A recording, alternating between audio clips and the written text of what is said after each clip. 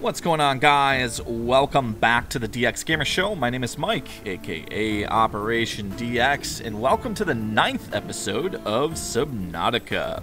During the previous episode, we did a ton of resource collection. I know, not all that interesting, but we were able to secure the resources we needed to build the moon pool. So that's what I'm doing right now.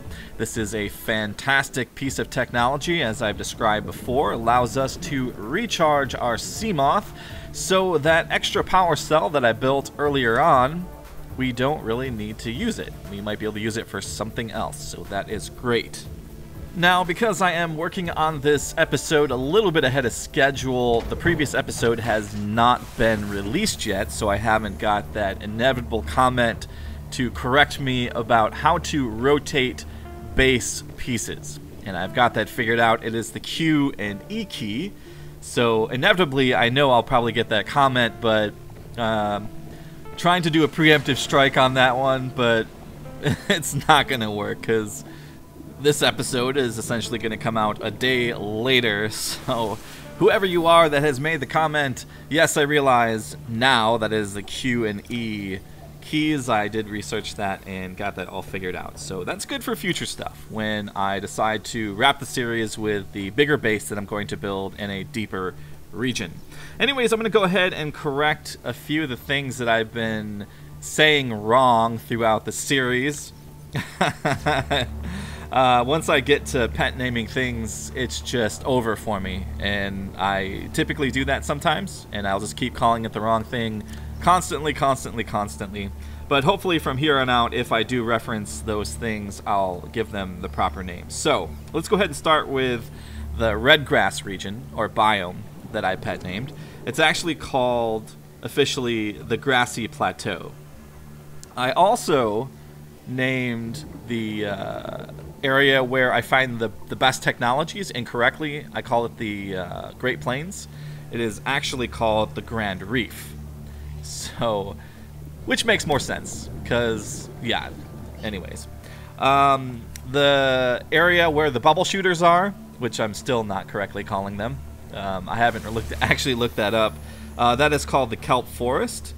And the fish that I caught earlier on the series and the fish that I have in the tank right now are called peepers, not peppers. And it kind of makes sense that they're called peepers because of the big eyes. So I get that now, I guess. But I just kind of related it to food and, I don't know, just call them peppers throughout most of the series. Anyways, I will, if I catch them in the future, try to call them by their proper name. Their peeper name? Yeah, peepers. Got it. Alright, moving on.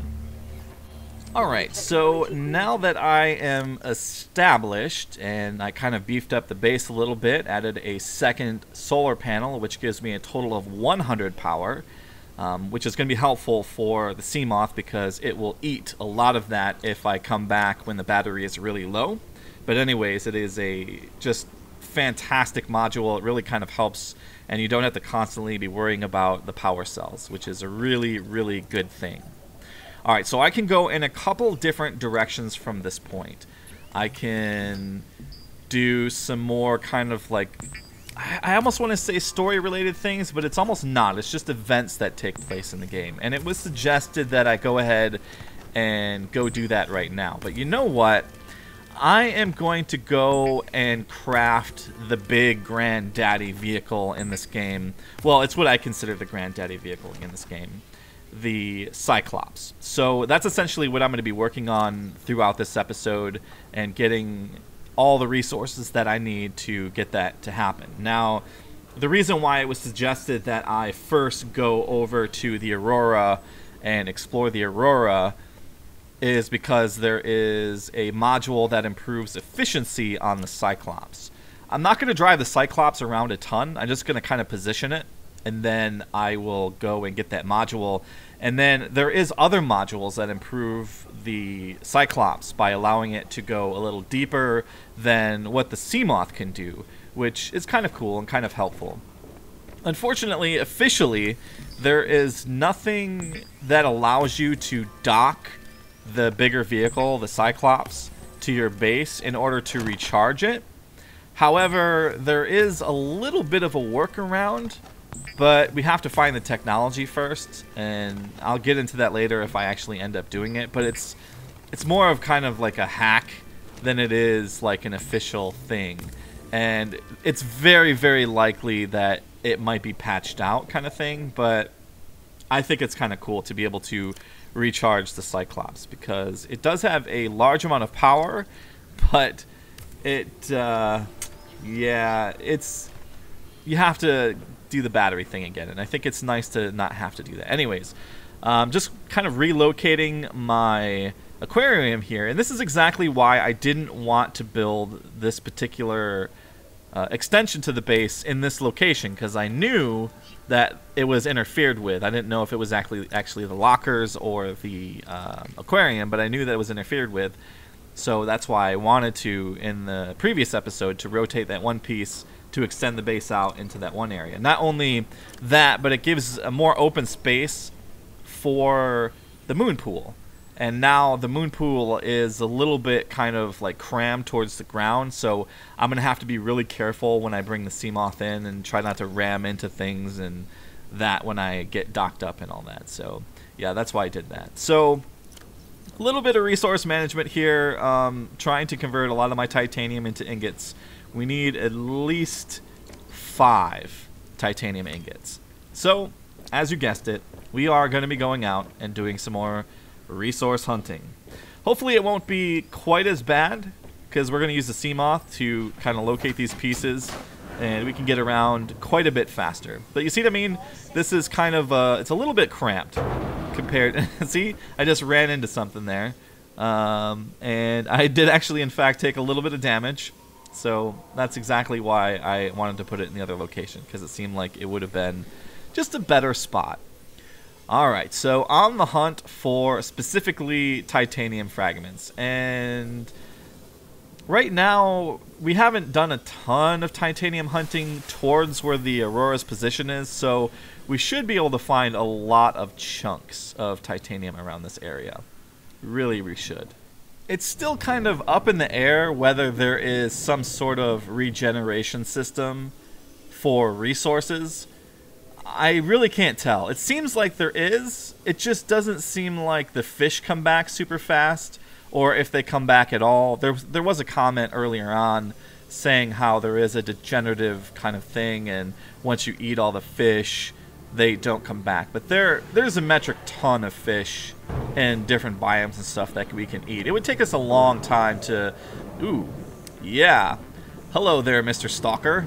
Yeah, that's another thing I didn't really pet name these guys. I just called them sharks. But yeah, these are stalkers. And earlier, if you recall, we were trying to get the teeth from them so we can make that special glass. And yeah, so I'm down to a bad level of health, but you know, I'm just too greedy. Too greedy. I'm going to continue my hunt for titanium. If I die, I die, but I'll try to be a little more careful now that I know those guys are around. Now, I'm pretty sure I talked about this before, but I'm not 100% sure. I think that there should be some way to grow your own food in the game, and a different way to purify water with some sort of machine or something. I think that would be good. Or like do something unique that we haven't really seen in these kind of games, like be able to like take the peeper fish and like breed them, and then allow you to like just kind of expand your supply that way with maybe a larger aquarium, or like some kind of like external aquarium module where it's like a lot bigger and they can have a lot more room and that sort of thing.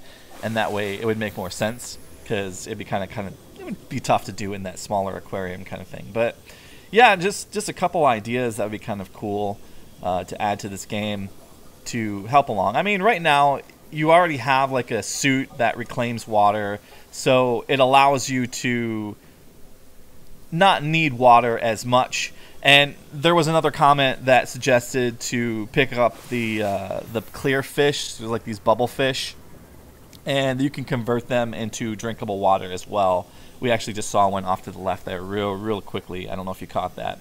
But yeah, I can pick those up and take them over to the crafting station. And it's not actually disinfected water. I think it's called purified water that they create. But nonetheless, it's drinkable.